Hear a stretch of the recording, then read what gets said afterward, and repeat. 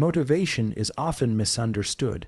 Most people think it's about feeling inspired, waiting for the perfect moment, or consuming motivational content that makes them feel something. But in reality, motivation is a biological process. It is deeply rooted in the neurochemistry of the brain, and at the center of it is dopamine. Dopamine is not the molecule of pleasure. That's a common misconception.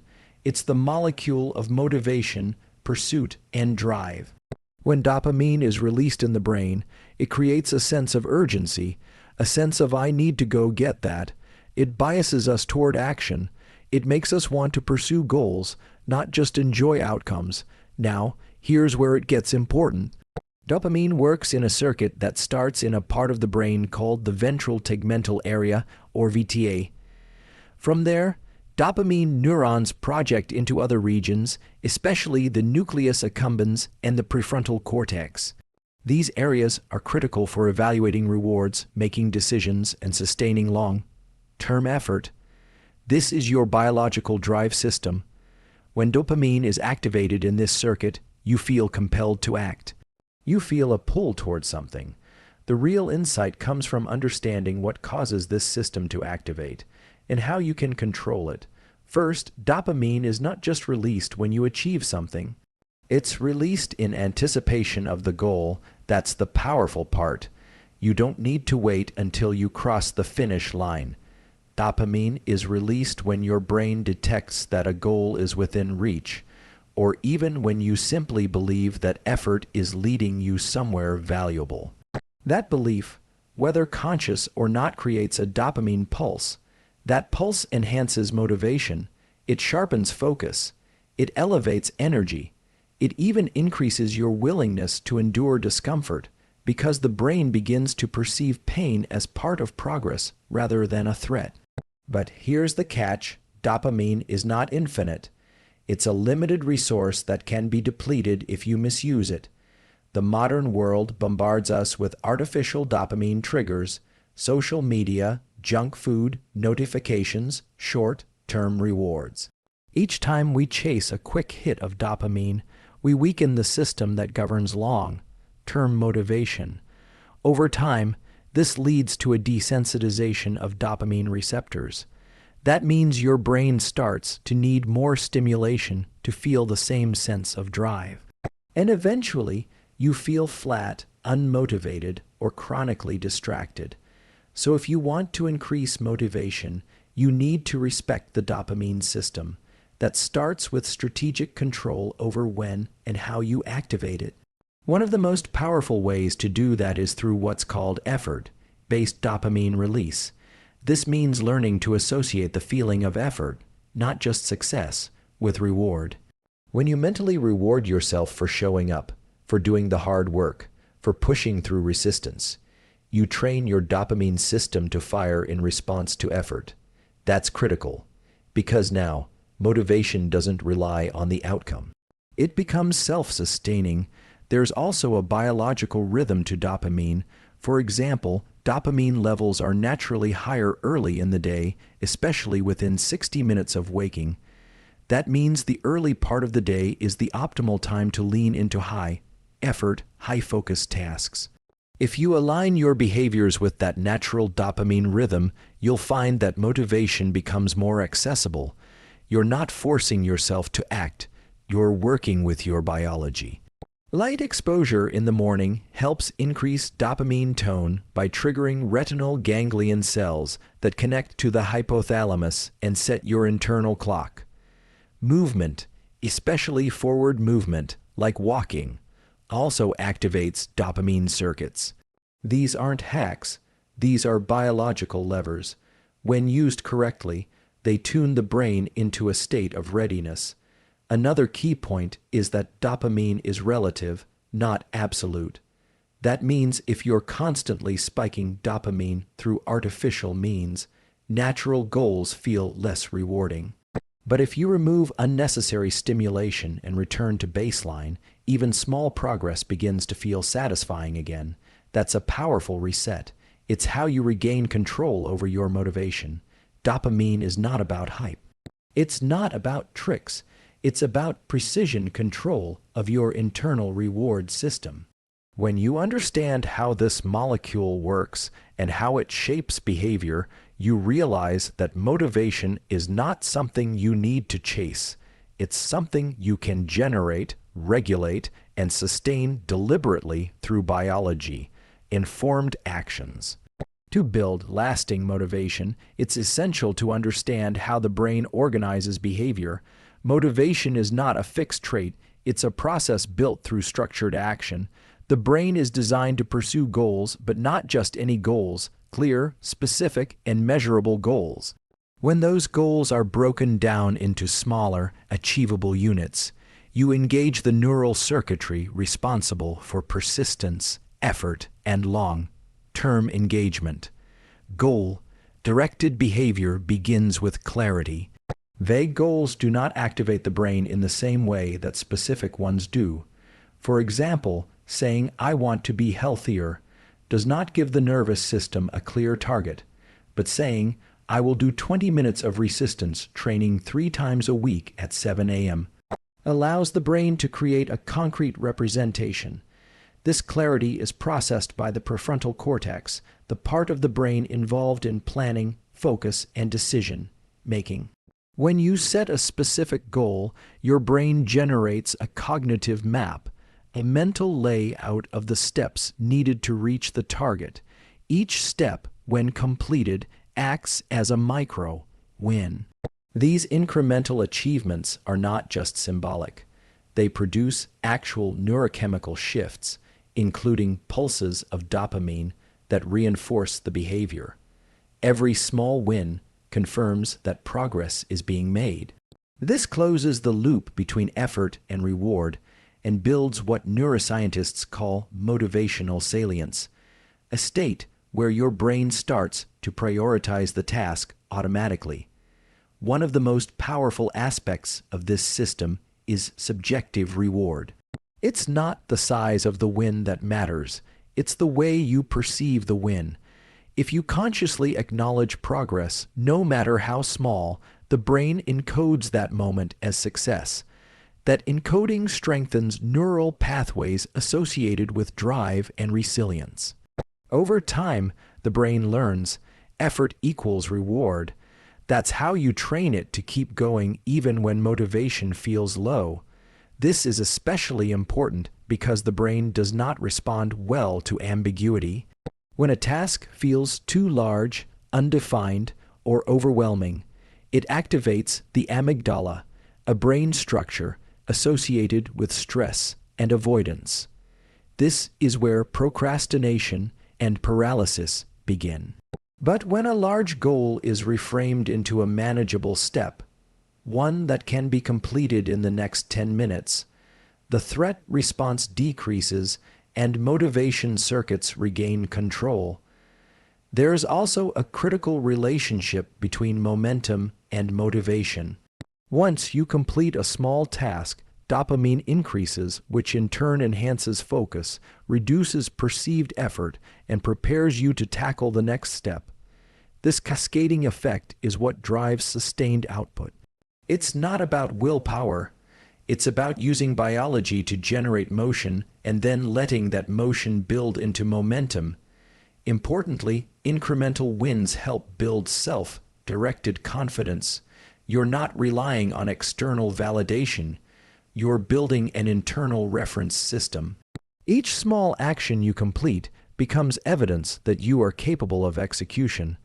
This sense of self-efficacy is deeply tied to the prefrontal cortex and striatum, areas responsible for decision-making and reward evaluation. Over time, your identity begins to shift. You no longer think of yourself as someone who tries to be disciplined. You experience yourself as someone who follows through, one step at a time.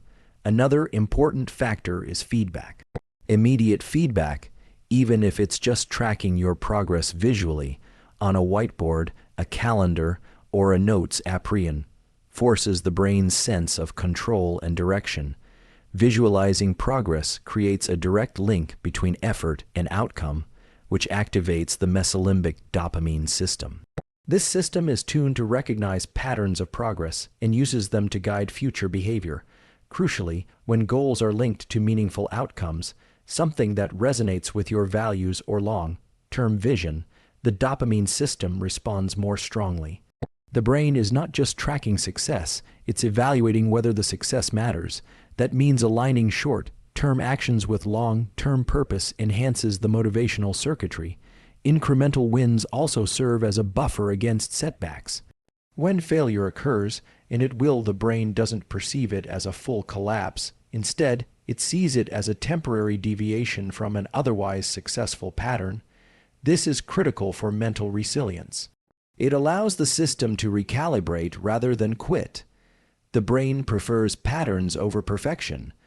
When you build a pattern of showing up and progressing in small steps, you develop a robust motivational structure that can withstand pressure, failure, and fatigue. Motivation is not only a function of mental focus or psychological desire. It's deeply connected to physiological state. The brain and body are in constant communication, and the state of your body heavily influences the state of your mind. This means that in order to initiate action consistently, you must understand how to deliberately shift your physiological state from passive and reactive to alert, focused, and ready to pursue goals. At the most fundamental level, state changes begin with behavioral triggers, actions you can take to move your brain and body into a state conducive to motivation and drive. These triggers include movement, light, temperature, respiration, and even posture. Each of these elements sends a signal through the nervous system that alters neurochemical levels and brainwave activity, priming you for action. One of the most immediate and accessible state changers is physical movement, especially forward movement.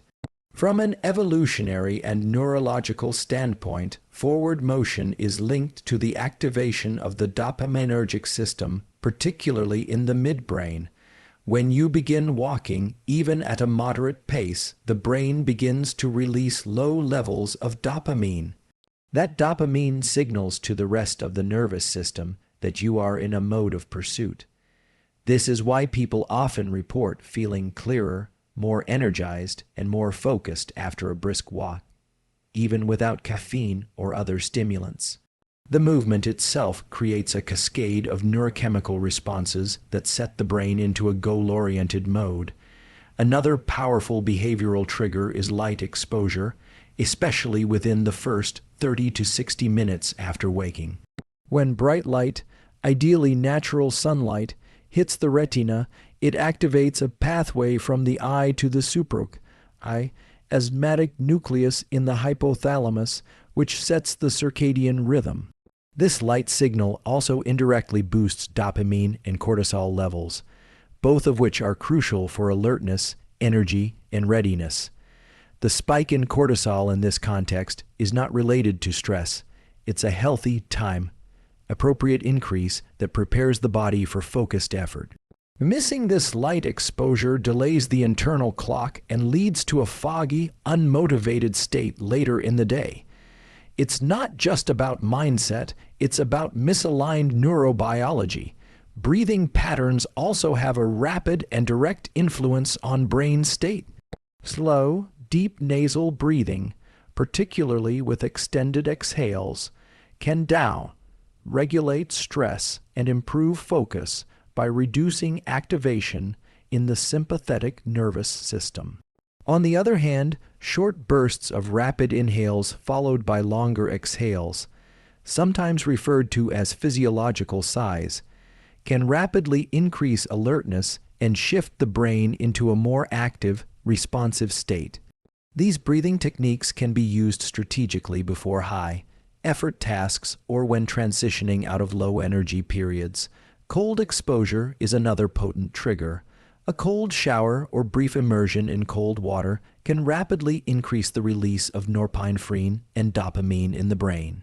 These neurochemicals enhance focus, vigilance, and readiness for effort. Importantly, the effects of cold exposure are not limited to the moment. It creates a lasting elevation in dopamine tone, meaning the baseline levels remain elevated for hours afterward. This can increase your capacity for sustained effort and reduce mental fatigue throughout the day. Posture and facial expression also feed back into your brain. Standing tall with an upright spine and relaxed, alert gaze activates the reticular activating system, a network in the brainstem that modulates wakefulness and attention. Interestingly, even facial expressions can shift internal state. Lifting the eyes slightly or relaxing the jaw reduces limbic activity associated with stress. The nervous system reads these signals and adjusts neurochemistry accordingly. What all of these behavioral triggers have in common is that they provide bottom-up control.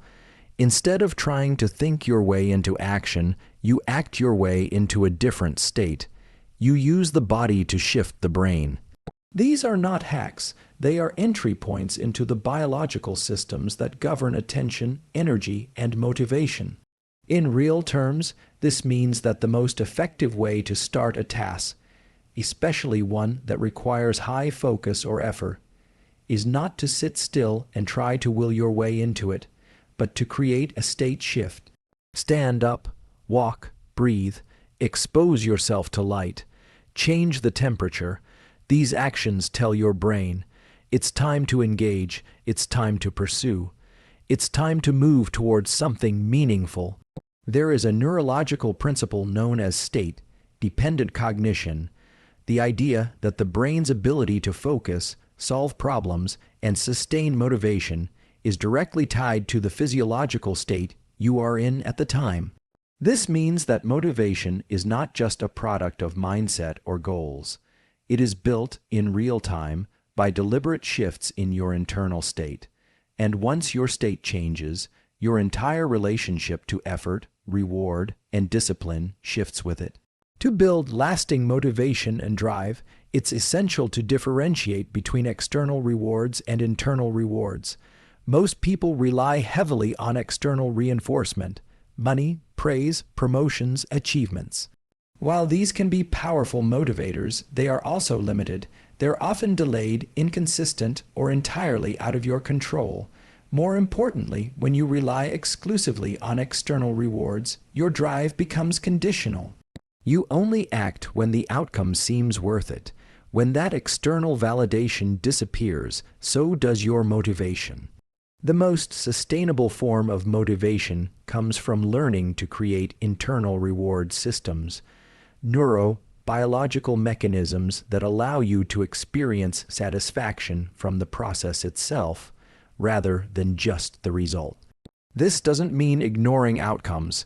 It means creating a feedback loop where effort, challenge, and persistence generate their own sense of meaning and value. From a neuroscience perspective, this is about tapping into the brain's dopaminergic reward pathway in a way that reinforces behavior from within. One of the most powerful ways to activate internal reward is by rewarding effort instead of outcome. The brain is constantly looking for patterns. If you teach it that effort itself leads to reward, through conscious acknowledgement, internal celebration, or even a moment of reflection, you build a system where the pursuit becomes reinforcing. This engages the mesolimbic dopamine system, particularly the pathways connecting the ventral tegmental area vitae to the nucleus accumbens and prefrontal cortex. These areas regulate not only drive but also mood, decision making, and resilience. Research shows that people who associate pleasure or meaning with the act of working hard, regardless of the result, are more likely to persevere through difficulty. Their brains learn to associate the feeling of progress with neurochemical reward. This doesn't happen automatically. It requires deliberate attention. Each time you complete a hard task, push through a challenge, or show up when you didn't feel like it, you have an opportunity to encode that moment as a win. Even a silent internal acknowledgement, "This was hard and I did it anyway," sends a message to the nervous system, effort matters. This type of internal reinforcement doesn't eliminate the value of external goals. It enhances them. When you're able to sustain motivation regardless of the outcome, your performance improves. You stop wasting mental energy on fear, comparison, or anticipation. Instead, you direct your full attention to the task at hand. This creates what researchers refer to as deep work states, periods of high focus, low distraction, and intrinsic satisfaction. Another key part of creating internal reward systems is clarity of intention. When you connect your effort to something meaningful, your values, identity, or long-term mission, the brain amplifies the motivational signal. The prefrontal cortex becomes more active when a task aligns with purpose, increasing sustained attention and reducing impulsivity. Even mundane tasks take on more weight when they're tied to a bigger reason. For example, doing a workout isn't just about fitness. It becomes a signal to yourself that you follow through. Writing a page each day isn't just about completing a book. It reinforces that you are someone who creates even without applause. The act of tracking progress also fuels internal reward. Visualization tools, whether a physical calendar, a journal, or a digital tracker, create tangible markers of consistency. Every checkmark or entry becomes a visual representation of accumulated effort. These cues reinforce the identity of someone who is making progress. Identity-based reinforcement is one of the most powerful tools in behavioral change because it doesn't just reward action, it rewires self-perception. It's also critical to reduce dependence on dopamine spikes from external sources. Social media, fast feedback, and constant novelty train the brain to seek short bursts of gratification. This weakens the circuitry responsible for long-term motivation. By intentionally lowering your exposure to these fast reward loops, you allow your dopamine system to reset. This enhances your sensitivity to subtle internal wins, the satisfaction of completing a task, staying focused, or delaying gratification. Another important element is self-directed reflection. When you finish a period of deep effort, take a moment to evaluate what went well, what was difficult, and what you learned. This process helps consolidate experience into memory, creating a richer internal sense of accomplishment. Over time, the brain begins to look forward to these moments of integration and reflection. They become part of the reward cycle. Even brief moments of gratitude for effort, not in a superficial or forced way, but in the quiet acknowledgement that you made a deliberate choice to act, help shape the internal landscape of motivation. The nervous system responds to these signals with increased readiness for future effort. This is how internal reward systems are built. They are not emotional tricks. They are based on the biology of reinforcement, learning, and attention.